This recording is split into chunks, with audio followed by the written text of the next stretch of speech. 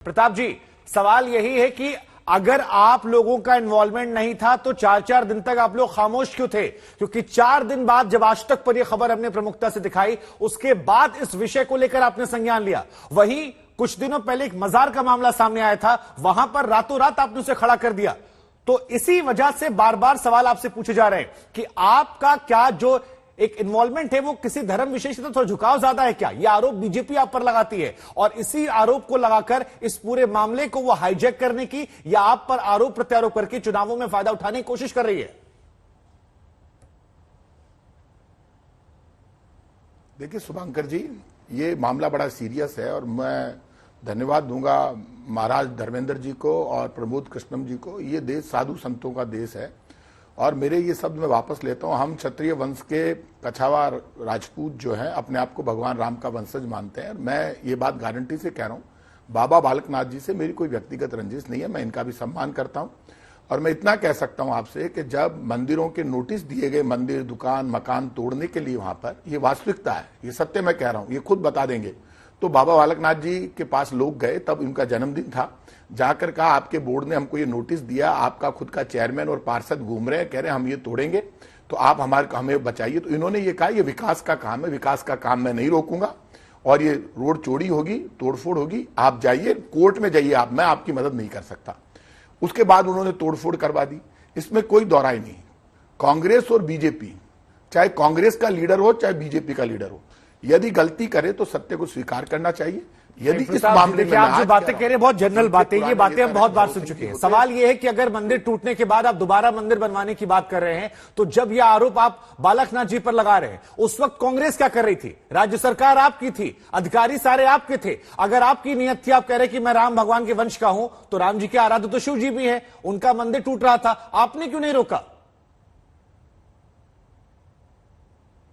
आप बिल्कुल ठीक कह रहे हैं। ये जो सारा मामला जब हुआ और ये उस दिन, जब इसमें कोई दोहराई नहीं, मैं इस चैनल पे कह रहा हूं, मुझे खुद को तब पता चला है जब वहां से मेरे पास फोन आया, मुख्यमंत्री जी ने रिपोर्ट मंगाई। वहां पे नगर पालिका और पंचायतों को यह अधिकार है कि अपने अपने यहाँ पे गौरव पथ को लेकर अपने बोर्ड में प्रस्ताव पास करके रोडें चोरी करने का काम वो कर सकते हैं। ऐसे में ईओ और एसडीएम के खिलाफ कार्रवाई इसीलिए की गई। और ये बहुत अच्छा सवाल आज प्रमोद कृष्णम जी ने उठाया है।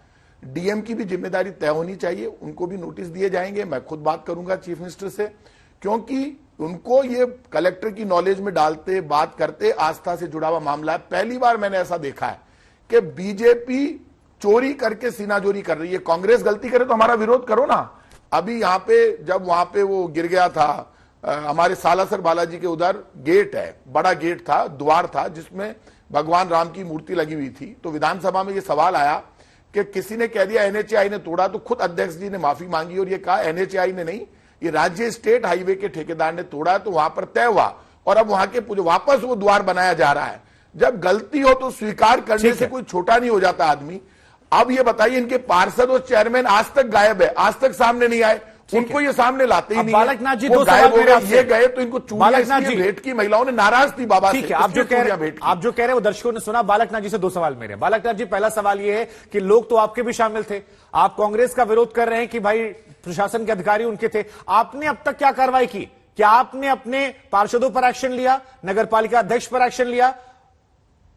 बालकनाथ जी जुड़ेंगे हमारे साथ, उनसे सवाल पूछूंगा मैं। बालकनाथ जी, आपने कितने एक्शन लिए? और आप खुद अलवर के सांसद हैं। एक सेकंड बालकनाथ जी, आप खुद सांसद हैं, क्या आपकी जिम्मेदारी नहीं थी? 4 दिन तक इस मंदिर के टूटने के बाद ये मामला खामोश था, आज तक ने इस खबर को उठाया, उसके बाद आप लोग जगे हैं, उसके बाद आप लोग सवाल पूछना शुरू किए हैं। अगर धर्म को लेकर आपकी आस्था इतनी ज्यादा है तो वो 4 दिन की खामोशी क्यों, और अपने लोगों पर आपका कटाक्ष क्यों नहीं?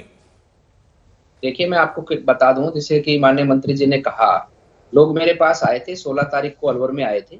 मैंने संभागीय आयुक्त से बात की थी, मैंने वहां के मौका एसडीएम से बात की थी और मैंने कहा था कि एक बार सबके कागजों की सत्यापन कर लीजिएगा, जिसका भी जायज मकान हो, जिसके पास लीगल डॉक्यूमेंट हो, आप एक बार कैंप लगाकर इनको 2-3 दिन का समय देकर और एक बार उनका सत्यापन कर लीजिएगा।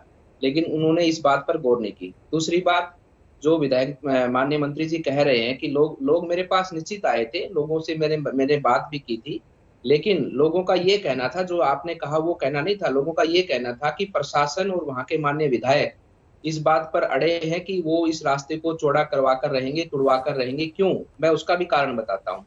वो जो जिस रास्ते पर ये मकान दुकान टूटी है 80 से अधिक बालकनाथ परिवारों जी, वो घटना घटित हो चुकी है। सवाल मेरा ये है कि आपने अपने नगर पालिका अध्यक्ष, आपने अपने पार्षदों पर क्या एक्शन लिया अब तक? और दूसरा सवाल, 4 दिन बाद आप लोग क्यों जागे मंदिर टूटने के? उसका तो जवाब मुझे देना, 1 सेकंड की बात है मेरी जी। वो नगर पालिका के अंदर लगातार 35 वर्षों से भारतीय जनता पार्टी काबिज है।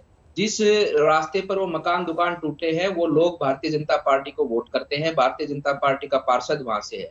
ये इन सब चीजों को दरकिनार करके पार्षदों की, चेयरमैन की तो कोई सुनी ही नहीं जा रही थी, उनकी बात को कोई अहमियत दिया ही नहीं जा रहा था। उनके तो एसडीएम फोन भी नहीं उठाते थे, ईओ फोन भी नहीं उठाता चेयरमैन का। तो जिस प्रकार का व्यवहार वहां पर प्रशासनिक अधिकारियों का रहा है, और प्रशासनिक अधिकारियों ने अपनी मौजूदगी में ये सब काम होने दिया है और करवाया है, और लोगों को उन्होंने लात घुसे मारे, लोगों को गालियां दी है। ये सब काम, ये हम कहते हैं कि इस कर्तव्य को करने में इस कांग्रेस सरकार के अधिकारियों का और इनके मंत्रियों का और इनके नेताओं का हाथ है। क्योंकि नगर पालिका ने रास्ते को बनाने की बात की है, नगर पालिका ने रास्ते को चौड़ा में जो भी चौकियां हैं, कोई छज्जे हैं, उनको तोड़ने की बात कही है।